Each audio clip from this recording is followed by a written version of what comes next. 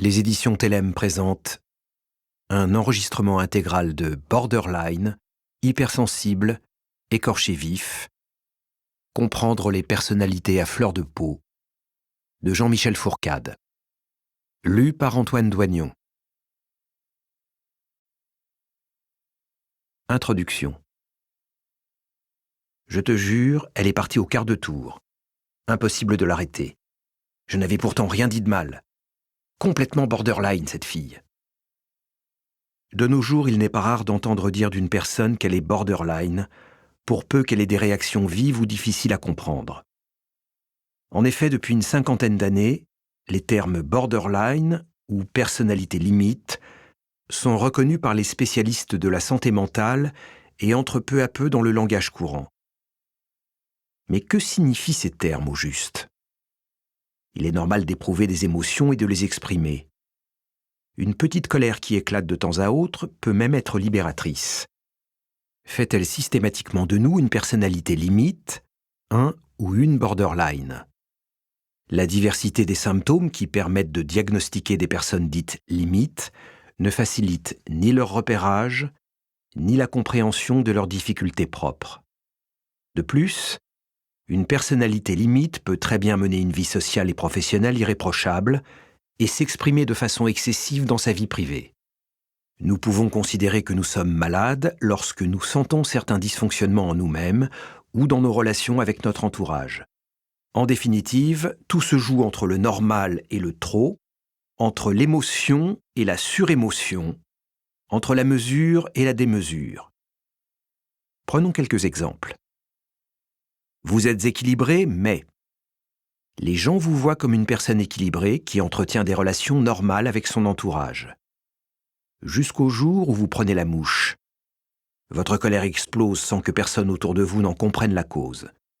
Ou encore, vous avez pour habitude de péter un plomb pour des broutilles, et vos proches disent de vous que vous êtes caractériel, que votre comportement est franchement limite. Vous êtes accro. On peut dire que la modération n'est pas votre tasse de thé. Ainsi, vous aimez boire ou fumer plus que de raison, passer des heures à regarder la télévision, ou encore vous partez dans des conquêtes virtuelles interminables en bon passionné de jeux vidéo. Votre travail est au centre de votre vie et occupe le plus clair de votre temps. Perfectionniste, vous y passez des heures, parfois trop au goût de certains. Tout nouveau, tout beau, tel est votre credo. Vous multipliez les conquêtes amoureuses et les galipettes au gré de vos envies, car rien ne compte plus à vos yeux que de brûler la chandelle par les deux bouts. Vous aimez trop. Vous avez l'habitude de fonctionner en binôme. Impossible de vous passer bien longtemps de votre amoureux, de votre meilleur ami ou de votre mère. Cette relation avec l'autre donne sens et piment à votre vie. Cependant, il vous arrive de ne plus supporter l'être aimé, jusqu'à nourrir des sentiments haineux à son encontre et à le déchoir de son piédestal. En deux mots, vous aimez et détestez. Vous êtes velléitaire. On ne vous aide pas à faire le premier pas, vous passez votre tour. Vos projets sont intéressants, clairs et précis, mais ils restent à l'état de projet, sagement rangés dans un coin de votre tête, car concrétiser vous semble insurmontable. Vous êtes-vous reconnu dans l'un de ces portraits ? Ce ne serait pas étonnant. En effet, les cas de personnalité limite ou borderline sont de plus en plus fréquents dans nos sociétés occidentales développées. Irritabilité, instabilité affective, anxiété et comportement excessif. Nos émotions finissent par prendre toute la place sans que nous parvenions à les contrôler. Pourquoi retrouvons-nous toujours les mêmes obstacles sur notre route ? Comment faire pour ne plus souffrir de ces situations ? Comment se faire comprendre de notre entourage ? Le présent ouvrage vous propose, à travers une série de portraits et de patients limites, de repérer les caractéristiques essentielles des personnalités limites et de comprendre les origines de ce trouble afin d'en guérir, ou du moins d'apaiser la sensation troublante d'être borderline dans ce monde de brutes. Partie 1. La personnalité limite, être borderline dans un monde de brutes. Les caractéristiques de la personnalité limite s'expriment à travers l'excès ou le manque. Trop sensibles, pas assez aimées, les personnalités limites voient la vie, le monde et les autres par le prisme de leurs émotions envahissantes. Leur entourage les compare d'ailleurs souvent à d'éternels enfants. Le borderline souffre-t-il du complexe de Peter Pan ? Est-il seulement un être capricieux qui mène son monde à la baguette avec des involtures ? Pas exactement. Il n'est pas simple de vivre sa vie d'adulte en étant gouverné par ses émotions, qu'elles soient négatives ou positives. Et même si nous éprouvons parfois une certaine euphorie à contourner les règles, brûler les étapes, à vivre intensément, certains aspects limites de notre personnalité peuvent engendrer une souffrance, pas toujours visible de la part de notre entourage. Penchons-nous donc plus précisément sur l'univers contrasté et nuancé des borderline en observant les portraits suivants. Chapitre 1. Trop émotif ? Beaucoup d'entre nous éprouvent des souffrances psychiques dont nous ignorons l'origine et les causes. Nous ne ressentons que l'angoisse et ses manifestations physiques. La gorge serrée, l'estomac noué, des tensions dans le ventre, des maux de tête, des difficultés à respirer, ou une émotion proche telle que la tristesse. Il suffirait d'un rien pour que je me mette à pleurer. La peur.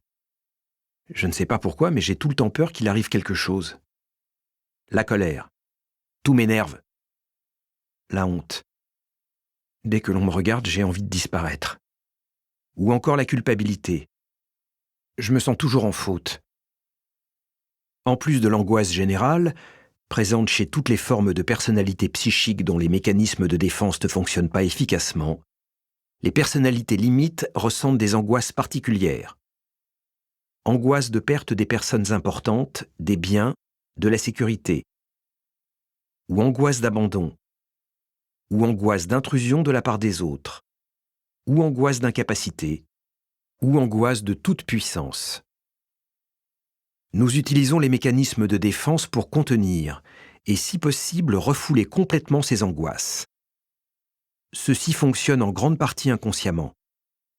Nos divers traits de caractère sont la forme la plus apparente de notre armure psychique. Certains comportements sont ainsi mis en place pour lutter contre ces angoisses. Francis est persuadé que les choses se répètent, notamment ses échecs, sans pour autant qu'il en soit à l'origine. C'est le destin. Ce n'est pas lui qui a provoqué cela. C'est Dieu, le démon, un mauvais sort qu'on lui a jeté quand il était petit, la haine de sa belle-mère qu'il poursuit depuis le remariage de son père, un djinn. Francis s'est vécu dans l'enfance comme un vilain petit canard. Persuadé de son incapacité à agir et à construire, il accuse son mauvais karma pour justifier son angoisse et son incapacité à la dépasser. Pierre a 50 ans. Il est marié et père de 2 grands-enfants adolescents. En général, il a un comportement effacé, que ce soit en famille ou dans son poste de cadre responsable d'une quinzaine de subordonnés. Pourtant, ces derniers l'ont vu un petit nombre de fois entrer dans une colère incontrôlée. Pierre s'est mis soudain à hurler, à injurier la personne, à proférer des menaces, alors que le conflit qui est à l'origine de cette colère semble bien anodin par rapport à la violence que Pierre exprime. Ensuite, Pierre s'est enfermé dans son bureau et n'est réapparu que le lendemain pour s'excuser auprès de la personne avec qui il a été en conflit. Ses collègues l'ont aussi vu dans certaines situations pâlir, serrer les dents et disparaître dans son bureau. Chez lui, il exprime également ses colères. Elles sont de plus en plus fréquentes depuis que l'un de ses enfants, en pleine crise d'adolescence, le provoque. Sa femme dit alors qu'elle a l'impression d'avoir 2 adolescents fous qui s'agressent dans ces moments-là. Elle dit aussi que le comportement de Pierre vis-à-vis de cet enfant a progressivement changé. Pierre s'en occupe de moins en moins, même pour des activités agréables, et ne remplit plus son rôle de père qui doit à certains moments fixer des limites, interdire et punir. C'est comme s'il s'était retiré, dit sa femme. Un des traits de caractère principaux des personnalités limites est qu'elles passent à l'acte, en particulier de façon agressive sous l'emprise d'une grande instabilité émotionnelle. Cette instabilité affective est le résultat d'une réactivité émotionnelle, parfois très intense, telle que la dysphorie épisodique, l'irritabilité ou l'anxiété, phase qui dure habituellement quelques heures et rarement plus de quelques jours. La dysphorie est le terme utilisé en psychiatrie pour décrire des oscillations d'un état d'excitation forte à un état dépressif et suicidaire. Comme nous le voyons chez Pierre dans l'exemple précédent, Les personnalités limites ont des colères intenses et inappropriées et éprouvent des difficultés à contrôler cette colère. Mais cette dernière peut aussi s'installer en arrière-plan de vie, donnant lieu à une fréquente manifestation de mauvaise humeur, voire de colère constante, voire encore à une recherche visible de bagarres répétées. Lorsque nous sommes borderline et que nous nous trouvons confrontés à des relations dont la qualité ne correspond pas à ce que nous avions imaginé, nous ressentons une colère permanente qui passe pour de la mauvaise humeur au vu de l'extérieur. Cette colère nous pousse à chercher querelle avec notre entourage et parfois même à commettre des actes violents vis-à-vis des autres. Cette difficulté à gérer globalement ses émotions se manifeste la plupart du temps par l'expression de la colère. Celle-ci est soudaine, sans cause apparente, ou disproportionnée par rapport à la cause perçue par l'entourage. La colère passée, nous sommes abattus. L'autre va nous détester, mieux vaut couper la relation. L'autre va avoir une mauvaise opinion de nous, car jusque-là, il ne s'était pas encore rendu compte de notre méchanceté. L'autre va nous rejeter, dire du mal de nous. Il devient dangereux. Il faut donc l'éviter. Cette difficulté à gérer sa vie émotionnelle concerne aussi les sentiments positifs. Un geste chaleureux, une parole aimable nous bouleverse. Une forte émotion naît, et souvent ce sont des larmes qui expriment notre joie, déroutant notre entourage qui ne sait pas comment interpréter cette vive émotion. Ce mécanisme émotionnel peut être analysé ainsi. La personnalité limite a souvent une mauvaise image d'elle-même et anticipe le rejet de la part des autres. Elle se protège de cette souffrance en réduisant au maximum ses relations avec les autres. Quand une personne lui exprime un sentiment positif, ce dont la personnalité limite a fortement besoin, elle ressent à la fois le positif et le manque de positif qui la fait ordinairement souffrir. C'est cette souffrance qui provoque des larmes dites de joie. Lorsque nous ressentons des difficultés à gérer notre vie émotionnelle, cela est perceptible par l'autre qui constate que les émotions s'intercalent de façon inattendue dans les échanges. Comme nous venons de le voir, il peut s'agir de la colère ou des sentiments positifs, mais également de la peur, de la tristesse ou de la honte, dont l'apparition et l'expression provoquent un changement de registre dans les échanges, y compris dans un cadre professionnel ou dans des relations intellectuelles, alors que le code social implique le plus souvent la non-expression émotionnelle. La plupart du temps, nous sommes envahis par ces émotions qui provoquent une crise interrompant les échanges avec autrui ou une colère explosive. Nous nous retrouvons isolés, en proie à l'impuissance. Car ces réactions disproportionnées provoquent le malaise. Elles nous perturbent et perturbent notre entourage. Trop émotifs, nous devenons indésirables à nos propres yeux et à ceux des autres. Chapitre 2. La haine de soi. Les gens vous apprécient et vous avez su garder votre travail de longues années. Pourtant, vous ne vous sentez pas à la hauteur, persuadé que votre entourage s'apercevra un jour de l'entourloupe et vous tournera le dos. En effet, une des caractéristiques des personnalités limites est qu'elles n'ont qu'une faible estime d'elles-mêmes. Hélène est une jeune femme de 28 ans, mariée et mère d'une petite fille âgée d'1 an. Elle travaille depuis 3 ans dans une administration, elle aime le travail qu'elle y fait, percevant l'utilité qu'il a pour les personnes socialement défavorisées, auxquelles elle apporte aide financière et soutien psychologique.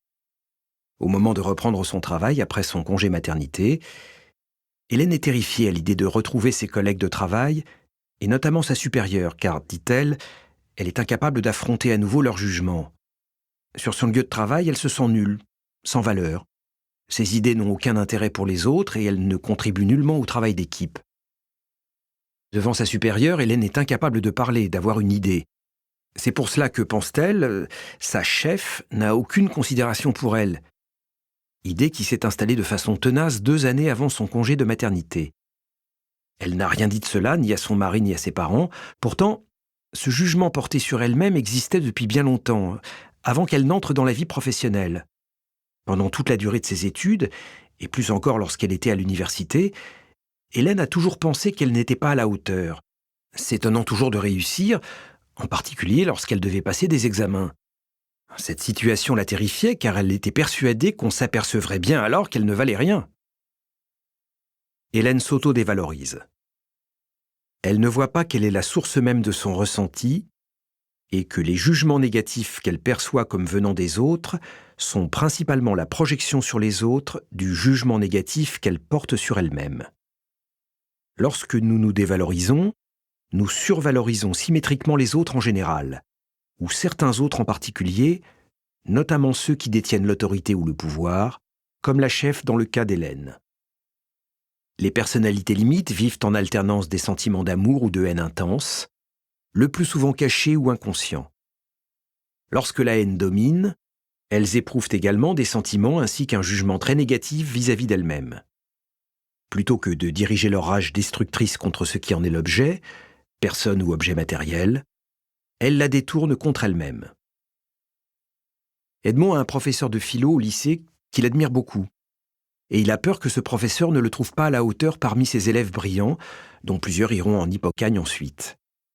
Lorsque le professeur a proposé que chaque élève fasse un exposé au cours de l'année, Edmond a choisi d'en faire un sur l'œuvre de Paul Valéry, spécialement celle du poète que son professeur aime. Quand il fait son exposé qu'il a préparé pendant de longues heures, Edmond se perd dans ses notes, bafouille puis s'arrête, incapable d'aller plus loin. Le professeur finit l'exposé à partir de ses notes à lui, après avoir renvoyé Edmond à sa place. Son jugement tombe. Travail insuffisant. Edmond est ensuite absent du lycée pendant 2 mois, pour dépression. Un accident identique s'était produit avec son professeur de français en 3e. Cette rage retournée contre soi peut prendre la forme de comportements, de gestes ou de menaces suicidaires. Suicide ou automutilation sont aussi des punitions que les personnalités limites pathologiques, maladives, anormales, s'infligent, car ce sont des moyens de supprimer le danger qu'elles pensent représenter pour les autres. À un degré plus faible, la personnalité limite peut tomber en dépression, comme Edmond dans l'exemple précédent, ou être régulièrement déprimée par ses relations à elle-même et aux autres. Céline pense que sa voisine Carole, toujours occupée à des activités artistiques intéressantes, est une femme exceptionnelle. Ayant repéré les talents de Céline, Carole lui propose régulièrement de l'associer à ses activités, mais au lieu d'accepter, Céline se replie sur elle-même. Elle trouve que Carole réussit trop bien et, en attirant tous les regards sur elle, ne laisse pas beaucoup de place aux autres. Elle voudrait bien être appréciée d'elle et participer à ses activités, mais parfois elle voudrait aussi la passer par la fenêtre. Alors déchirée entre ses sentiments contradictoires, elle s'efface. Elle ne sait que faire pour se sortir de ce malaise. En tant que personnalité limite, nous avons souvent des difficultés à nous affirmer, à créer et à agir seuls. Le développement de notre moi n'a pas été suffisant pour que nous puissions utiliser l'énergie des pulsions de façon contenue et différée, combinant les pensées et les actes. Ainsi, nous déclarons souvent « Je ne peux agir ou me mettre au travail que si quelqu'un m'aide à faire le premier pas. J'ai besoin d'un soutien pour mobiliser mon énergie. » Lorsque nous ne parvenons pas à concrétiser alors que notre projet est clair dans notre esprit, nous ressentons cette incapacité comme une faiblesse honteuse. Nous tentons alors de la cacher aux autres, même à ceux qui sont nos plus proches. Cette difficulté à être soi-même nous rend ainsi dépendants d'une personne sans laquelle nous ne parvenons pas à nous sentir entiers, capables et à agir.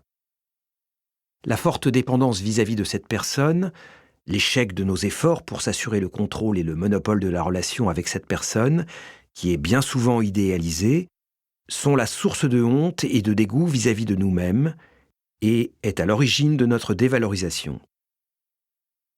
Barbara, la patronne de Juliette, a 10 ans de plus qu'elle. Tout le monde dans l'entreprise admire son efficacité à travailler et à gérer ses équipes de subordonnés. Elle est belle et appréciée par les autres membres du conseil de direction. Aussi, Juliette, qui se sent encore fragile, recherche sa protection et s'efforce de ressembler à Barbara. Vêtements, coupe de cheveux, façon de s'exprimer. Elle lui demande conseil sur son travail, sur ses loisirs et même sur sa vie amoureuse. Ses collègues ont surnommé Juliette « Barbara a dit ».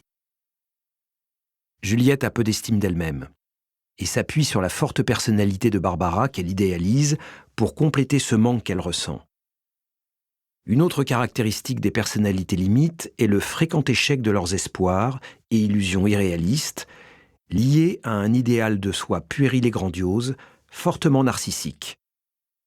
Gagnés par une folie des grandeurs intérieures, nous nous rêvons artistes alors que nous ne pratiquons aucun art, millionnaires alors que nous touchons un salaire modeste, ou encore nous attendons impatiemment d'être abordés un jour par l'amour de notre vie. Malheureusement, l'élo réel s'avère plus terne, difficile, voire impossible à obtenir, et cette expérience répétée d'échecs, difficilement contrebalancée par les succès, vient alimenter notre mauvaise estime de nous-mêmes. Chapitre 3. Tout de suite, maintenant. Lorsque nous sommes trop émotifs, voir le chapitre 1, c'est que nous ressentons des angoisses fortes liées à la perte, l'abandon, l'incapacité ou la toute-puissance. S'ajoute à cela notre difficulté à contenir nos émotions. Difficulté qui s'amplifie lorsque nous devons affronter une situation qui déclenche ces émotions et que cette situation s'inscrit dans la durée. Pour abréger ces vécus pénibles, nous exigeons d'obtenir rapidement ce dont nous avons besoin. Il ne peut y avoir de limite à notre demande. Ainsi, nous nous précipitons sans prendre le temps de réfléchir aux conséquences de nos actes. Shopping compulsif, changement de carrière inopiné, relations sexuelles dangereuses, peu importe. Nous passons à l'acte car il devient impossible de supporter la frustration qu'engendre l'attente. À certains moments, Judith se comporte comme une enfant de moins de 7 ans. Elle ne supporte pas d'attendre. Dans les magasins, lorsque la file est trop longue, ou au travail, lorsqu'un de ses subordonnés met trop de temps à lui donner l'information dont elle a besoin quand il peine à faire le travail qu'elle lui demande. Ou encore à la maison, lorsque son mari n'est pas de son avis. Nous espérons que vous avez apprécié cet aperçu. Pour continuer à écouter ce livre audio sur Google Play Livres, utilisez le lien dans la description de la vidéo.